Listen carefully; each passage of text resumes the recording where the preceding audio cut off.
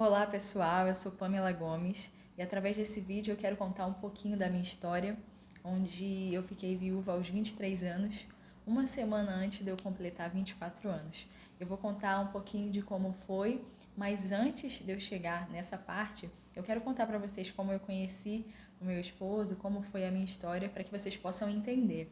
Por muito tempo eu relutei em falar sobre isso, porque era um assunto que ainda é, né? Passam os anos, já se passaram 4 anos, aconteceu em 2021, mas a dor ela não passa, a gente acaba se acostumando, né? Se adaptando, mas sempre existe ali aquela cicatriz, porque afinal de contas é o amor, né? Da sua vida, é o amor da minha vida. Então, eu relutei por muito tempo em falar, mas eu acredito que é necessário nós passarmos aquilo que nós vivemos, porque a fim de ajudar outras pessoas, talvez você que esteja me escutando possa estar passando também pela mesma situação, e eu quero ser um canal de bênção para a sua vida, até porque eu acredito muito que Deus não desperdiça sofrimento na vida de um filho, e tudo que acontece tem um propósito. Eu não entendo, até hoje não entendo o porquê, mas eu creio que há um propósito em tudo isso, até nas nossas dores, e o Senhor também pode usar as nossas dores para ser cura para outras pessoas. Porque assim como eu consegui, eu não vou dizer que eu consegui vencer isso ou até superar, né, que é uma palavra que as pessoas usam. Como que você superou? É superar entre aspas, né? Nós acabamos nos adaptando à situação e Deus vai usando pessoas, meios para poder nos sustentar. E eu entrei na igreja, eu tinha 11 anos e eu conheci meu esposo na igreja. Nós dois sempre fomos cristãos, né? Eu entrei na igreja com 11 anos de idade. Quando eu comecei ali a entender as coisas, saindo da infância para a adolescência, a minha mãe, ela sentiu a necessidade de me levar para a igreja, que ela queria que eu crescesse nesse caminho, né? Ela viu que eu estava começando a entender as coisas e ela teve a sabedoria de falar, não, eu quero que a minha filha cresça na igreja, eu quero que minha filha cresça nos caminhos do Senhor. Porque é nessa idade que acaba tendo aquela formação de caráter e ali onde muitas escolhas acontecem na nossa vida. E minha mãe achou por bem, graças a Deus, né? Desculpa o cachorro latindo, mas minha mãe achou por bem me levar para a igreja e ali, na igreja, foi onde eu comecei a conhecer as coisas de Deus e eu fiquei apaixonada por tudo aquilo. Eu entrei para o ministério de dança e eu tinha sede de estar na igreja sempre. E o meu esposo, o nome dele é Wanderson. Eu via que ele era bem ativo na igreja, ele louvava, ele pregava, ele era auxiliar direto da pastora na época. Então eu olhava aquilo e falava, nossa, eu admirava, sabe? Tudo começou como uma amizade, porque eu também era muito nova, né? Então eu admirava tudo aquilo, eu queria ser como ele, assim, né? Ele sempre foi um exemplo para mim. Então passaram-se os anos, nós nos tornamos melhores amigos e ele gostava de uma outra pessoa, ele não gostava de mim. Então, mesmo eu gostando dele, já aquela coisa de adolescente, né? Eu gostando dele, eu sabia que ele gostava de uma outra pessoa. E eu orava a Deus para que Deus fizesse aquela pessoa que ele gostava também gostar dele, porque a pessoa não correspondia. Ele gostava e a pessoa não gostava. Mas eu orava, tinha vezes que eu chorava, falava, Deus, eu gosto muito dele, mas se for para ele ser feliz, faça fulano gostar dele, sabe? Aquela coisa bem inocente, assim, de adolescência, aquela pureza, né? Aquela inocência. E eu pedi a Deus, até que um momento ele cansou, ele viu que não ia ser correspondido, e enfim, ele olhou para mim, né? Eu não precisei me apresentar para ele, mas o próprio Deus abriu os olhos dele para que ele pudesse me ver dessa grande amizade dos meus 14 para 15 anos. Ele começou a me olhar com outros olhos e nós começamos a conversar, e ele disse que estava gostando de mim e me chamou para orar. É aquela coisa linda, né? E eu, quando ele falou que estava gostando de mim, eu nem acreditei. Eu falei, meu Deus, não na frente dele, né? Mas assim, quando eu cheguei em casa, eu fiquei, sabe, como quem sonha. Falei, gente, ele gosta de mim e tal. E nós começamos a orar. E tudo ali de acordo com o que nós aprendemos, né? Na igreja, segundo a palavra de Deus. Oramos, começamos a namorar, noivamos, casamos. E nós ficamos casadas por 6 anos e 5 meses. E nós já estávamos naquela fase de planejamento para sermos papais e todo aquele sonho, né, dessa fase, quando em 2021 veio a pandemia e ele adoeceu. Ele ficou internado e já estava... Assim, nós passamos uma semana nesse processo de internação e toda aquela preocupação, porque ele era o meu alicerce, né? O meu suporte. Eu não, tudo nós fazíamos juntos, nós sempre fomos muito amigos, né? Então, quando ele ficou internado, eu me lembro que ia eu e a minha sogra, toda vez que nós íamos no hospital para saber a notícia, eu me ajoelhava na frente daquele hospital e eu falava: Senhor, eu confio em Ti, eu creio em Ti, eu creio no milagre. E eu sempre acreditando, a minha sogra acreditando. Toda vez que a gente recebia alguma notícia que não era tão boa, eu me ajoelhava na frente daquele hospital e eu falava: Senhor, eu determino, eu creio, eu sei que o Senhor pode fazer. E sabe, e todas as vezes que nós ouvimos uma notícia ruim, nós orávamos, clamávamos, buscávamos e vinha aquele alívio. A gente se falava, né, por chamada de vídeo, e ele falava: amor, eu tô melhor, e teve uma vez que ele falou pra mim: amor, eu vou ter alta no domingo. Já está tudo certo para eu ter alta no domingo. E a gente é super feliz, né? Ele, como sempre foi bem comunicativo, ele fez amizade com toda a equipe médica, as enfermeiras e tal, e todo mundo, as amigas que eu tinha lá também falavam: Pamela, ele tá bem melhor, ele vai sair no domingo. Então, assim, né, nós estávamos acreditando e domingo eu fui para a igreja. Eu me lembro que eu preguei na reunião, na primeira reunião, e quando eu estava abrindo a outra reunião, a segunda reunião do dia, eu estava louvando, né, eu recebi uma ligação do hospital. Aí eu fiquei alegre, eu falei: eu tenho certeza que ele vai ter alta.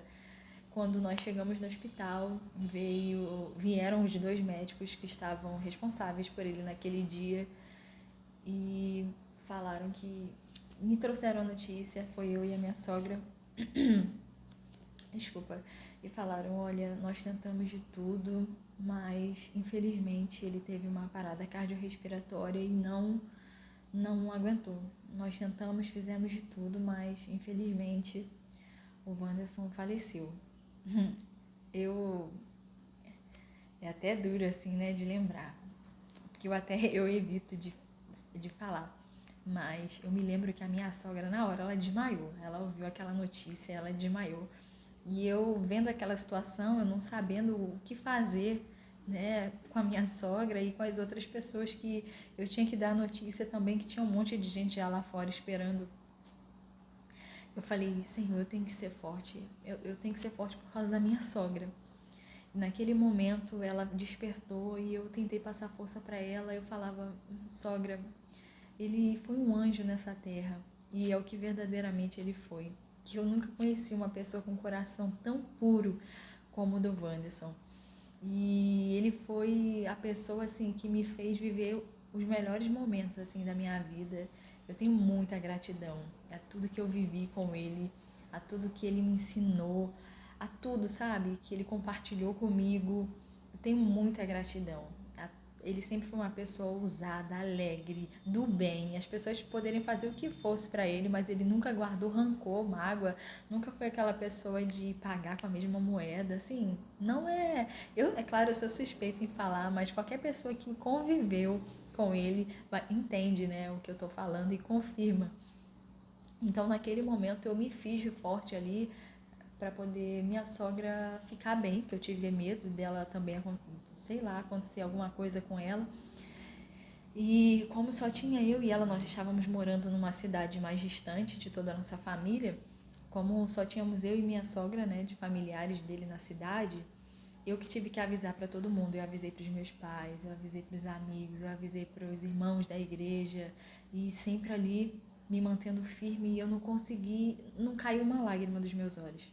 Eu estava destruída por dentro, mas eu ficava preocupada com as pessoas, com a minha sogra, com a minha mãe. Meu Deus, eu não posso desabar aqui, que senão as pessoas vai ser ruim para as pessoas. O que vai, sabe? Eu em todo tempo com aquela pressão, aquela preocupação, e eu resolvi toda aquela questão burocrática, que é assim uma das piores coisas. Você resolver questões burocráticas de sepultamento, e eu fiz tudo isso. Foi Deus mesmo, porque na cidade, né, como eu já havia falado, não tinha ninguém da família. Embora eles iriam para lá, eram umas 4 horas de viagem, mais ou menos, da capital até onde nós estávamos, que era uma cidade interior, né? Então, eu comecei a resolver tudo isso, resolvi. Aí chegou o dia do sepultamento, no outro dia, estava lá eu também resolvendo as coisas e aconteceu. O sepultamento, eu dei uma palavra, né? Falei ali aquilo que estava no meu coração, mas em nenhum momento eu desmoronei na frente de ninguém. Mas a questão toda foi o pós tudo isso, né? Quando eu tive que desmontar tudo da nossa casa naquela cidade, era como se eu pegasse uma casinha de boneca, desmontasse o meu sonho e voltasse para a casa dos meus pais. Porque naquele momento, como nós já tínhamos quase 7 anos de casado, eu me casei com 18 anos. Hoje eu tenho 27, vou fazer 28 em maio. E naquele momento eu me senti totalmente desamparada. Eu falei, Deus, por que o Senhor permitiu isso? Deus, o Senhor sempre me abençoou tanto, por que o Senhor fez isso comigo?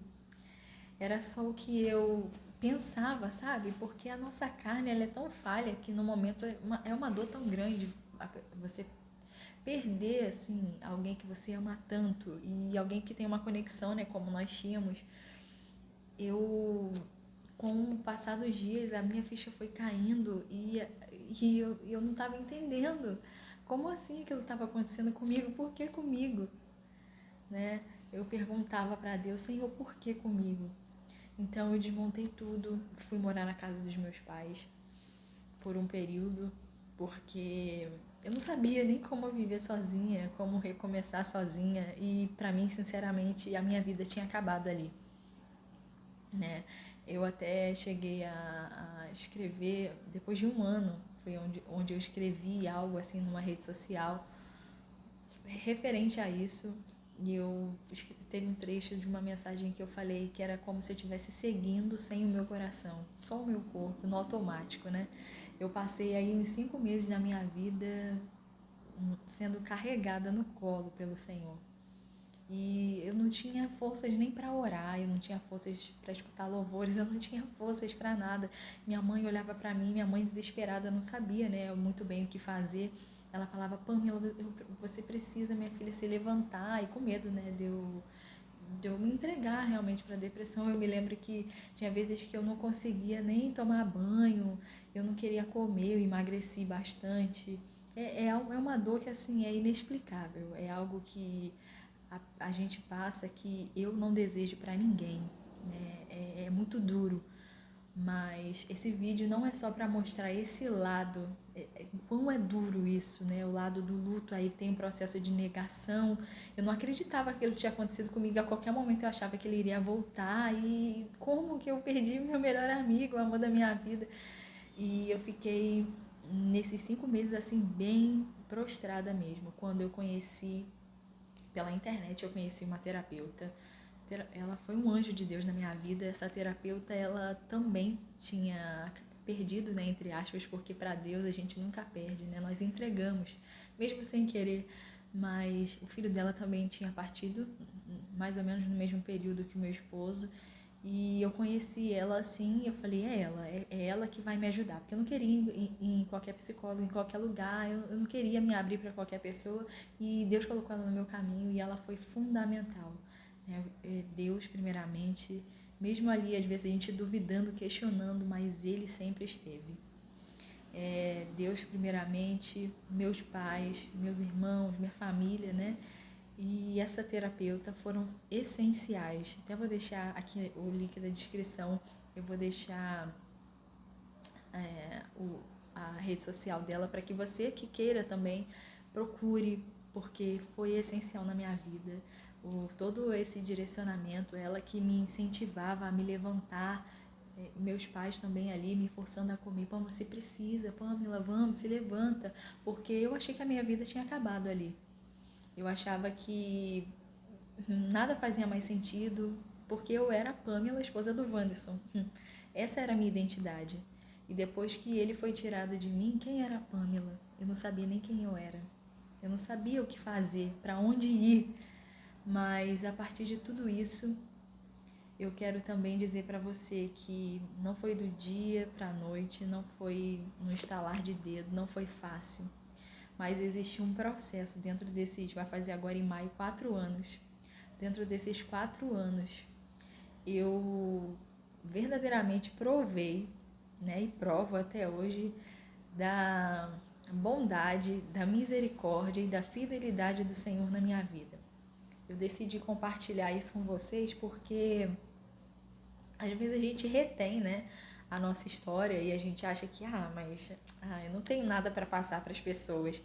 Mas eu senti no meu coração de dividir isso com vocês que estejam passando, seja por um processo de um luto como o meu, ou talvez por um filho, um ente querido, um pai, uma mãe, ou até o divórcio, que também é um tipo de luto, né, uma dor terrível, um desemprego, enfim, qualquer situação desafiadora que você esteja passando, saiba que o Senhor é um Deus Ele é um pai, né? Às vezes a gente tem aquela visão do Deus soberano e esquece que Ele é um pai de amor. Esse Deus soberano, esse Deus que faz, o Deus de já, o Deus que abençoa, o Deus que de justiça, Ele é um pai de amor. E eu provei, e tenho provado disso durante esses anos. Não foi fácil, e é como a minha terapeuta fala, é totalmente intencional. Decidir se levantar, decidir sair quando você está prostrado, decidir se levantar, tem que ser intencional. São coisas que você faz, pequenas coisas todos os dias que vão te levando a um caminho, né? Por um bom tempo eu fui carregada no colo mesmo, eu não tinha forças para nada. Mas Deus foi me direcionando em tudo. Para uma pessoa que achou que a vida tinha acabado, Deus foi me tratando, foi usando pessoas, coisas, meios para me ajudar. E a partir disso eu comecei a trabalhar com muita dificuldade, né, em lidar com pessoas, porque eu tinha adquirido uma síndrome do pânico, que eu via pessoas, eu olhava e falava assim, por que comigo? Tem tanta gente, sabe? É uma coisa louca. Mas Deus me abençoou, eu comecei a trabalhar, e desse trabalho eu voltei a estudar, e de tudo isso Deus me abençoou, que eu consegui alugar um apartamento e colocar as minhas coisinhas do meu jeito, do jeito que eu gosto. Meus pais, graças a Deus, são uma bênção na minha vida, sempre me apoiando. Mas você que já está acostumado a ter as suas coisas, né, o seu lar, a sua casinha, então eu achava que eu não poderia fazer nada mais sozinha. Mas Deus me mostrou que Ele é o Deus que sara as nossas feridas. A ferida, ela é sarada, mas a cicatriz, ela fica. E hoje eu posso dizer para você que eu tenho uma cicatriz. E ela, se você mexer, como eu estou contando agora, ela pode até doer, mas ela foi sarada pelo Senhor. O Senhor, Ele tem sarado o meu coração, e eu sei que através do meu testemunho, muitas pessoas podem ser alcançadas, e é o desejo do meu coração que através desse canal muitas pessoas se conectem a mim, a essa história, e que a gente possa crescer juntos, porque é uma troca, né? Eu, com a minha história de vida, posso estar de alguma forma ajudando a você, e com o seu testemunho nos comentários você também pode me ajudar. E eu criei esse espaço aqui, é Diário da Pamela. Eu quero dividir com você coisas da minha vida, metas pessoais, alvos e testemunhos, situações, questões da minha vida, né? A minha história, eu quero dividir com vocês, e eu quero encerrar esse vídeo retificando, né? Confirmando que Deus é um Deus tremendo. Deus é um Pai de amor. Não importa o quão fundo, quão profundo você possa estar, a mão de Deus é poderosa para te alcançar. Eu passei a pior dor da minha vida, mas Deus não me desamparou. Tem situações que parece que Ele foi mal, que Ele perdeu o controle, mas não. Tudo tem um propósito. E Ele tem me erguido, Ele tem me ajudado, e eu tenho certeza que Ele também vai abençoar a sua vida. Eu falei tudo isso, né, até me emocionei, mas para chegar até aqui e dizer que até no pior momento da sua vida, dali você pode ressurgir, e o Senhor pode fazer você ser a sua melhor versão. Hoje eu sou bem melhor do que eu era antes. Eu tenho certeza que eu sou bem mais forte do que eu era antes, que a minha força ela vem de Deus.